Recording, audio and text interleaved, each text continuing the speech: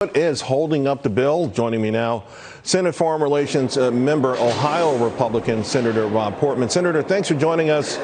We just heard a few sound bites there. Senator Schumer saying that they want a strong sanctions bill, but he also underscored the notion it should be in place before an invasion. What's going on? Well, of course it should. We should act quickly, and we should do it in a bipartisan way. Look, what the Russians and Vladimir Putin in particular are looking at is what will the consequences be if we do this. And remember, they went into a part of Ukraine called Crimea 8 years ago, and the reaction, frankly, was not that strong. The sanctions we put in place were relatively weak, and I think they might be expecting the same thing this time. That's not what's going to happen. The sanctions will be strong, and the question is more precisely, what will they be?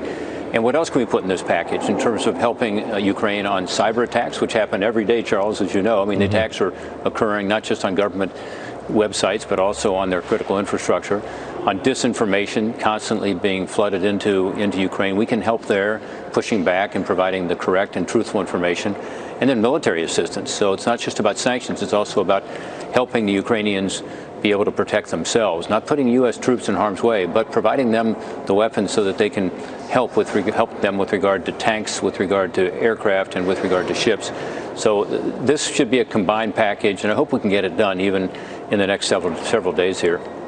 I'm sure you would be reluctant to say exactly what's the holdup, but it's hard for folks watching to understand, because this is such a bipartisan effort, that anything would be a stumbling block or a deal breaker. Well, frankly, it's about the sanctions, and it's about how tough the sanctions should be generally, and it's about whether the sanctions should be all after the fact. In other words, should there be an incursion? Should the Russians make a terrible mistake and actually go into Ukraine? Or should there be some now for what they're already doing? I just mentioned some of the aggressive, unwarranted actions that they're taking. And then finally, it's about Nord Stream 2. Remember, This is the pipeline that Republicans as a whole believe that it's a bad idea in the first place, and now it's a terrible idea, given what's happened with regard to the buildup of 120,000 Russian troops on the Ukrainian border. So those are some of the differences, but I hope we can iron them out. In general, there is a consensus, there is a unified voice that what Russia is doing with these aggressive actions is absolutely unacceptable, and that we want to stand by the people of Ukraine. So I think it'd be smart of us to come together and issue a really strong statement, get the House to pass it, get the President to sign it, and that would just add to what's already happening, which is really a strengthening of the transatlantic alliance. The NATO countries in particular are for the most part standing up and helping, and I think Vladimir Putin may be surprised that one of the consequences of what he's done is to strengthen NATO, not to weaken it. Senator, Nord Stream 2, President Biden has now thrown that into the mix as a possible retaliation. But what about Germany, their role here? Are they stepping up? What are they saying about that? Obviously, I don't know that they would agree with that.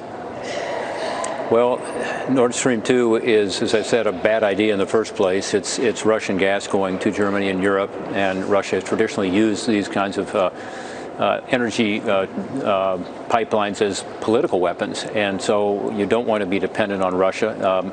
I think a lot of people in Europe agree with that, but yet they're having a real energy problem there. So what we'd like Germany to do is really three things. Number one is to step up on working with us on the sanctions that would be imposed should there be an invasion.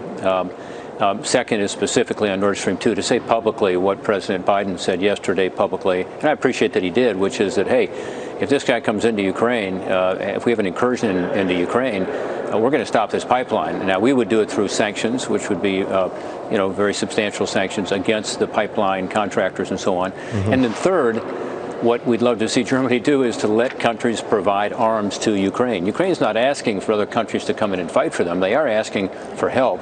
And one example is the Estonians want to send them these howitzers that were made in East Germany, a few decades ago. And Germany still retains the right under a license agreement to say, hey, you got to get approval from us to send these to Ukraine. Ukraine wants them. Estonia wants to send them. Germany is not providing the approval. So I hope they will provide that approval soon. I hope they will provide other approvals. And we can all work together on this to avoid this terrible possibility, which is that, again, Vladimir Putin would make a bad mistake and go into Ukraine. Think of the lives that would be lost. Think of the impact on the economies, and think of the instability it would cause Europe, and the message all around the world in terms of a country coming in an authoritarian country taking over a democracy here in the 21st century. Especially as the West kind of watched this, so there's a sense of urgency. But I want to switch gears here for a moment, Senator, because you're also introducing a bill to stop TSA from accepting arrest warrants issued to migrants as valid identification. Tell us about this effort. Well, we found out that the TSA is actually accepting, in some cases, from migrants, their arrest warrants as a valid ID. And that's sort of silly on the face of it, but one of the real problems is that it's based on data that's not necessarily accurate.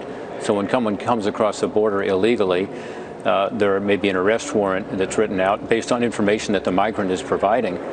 We don't know if that is accurate or not. We don't have a database to be able to check that. So it's certainly not a good idea to rely on that as the real ID, which they're requiring now from all the rest of us, a secure ID in order to get on an airplane in the United States. So I don't think this is a tough call. I would hope TSA would change their policy. Yeah, Senator, it's mind-boggling when we first heard this story. It's glad to see that someone is doing something about it. And good luck with the negotiations. And we always appreciate your time. Thanks you so much, sir. Always great to be on with you. Take care. And by the way, folks, there was a communication.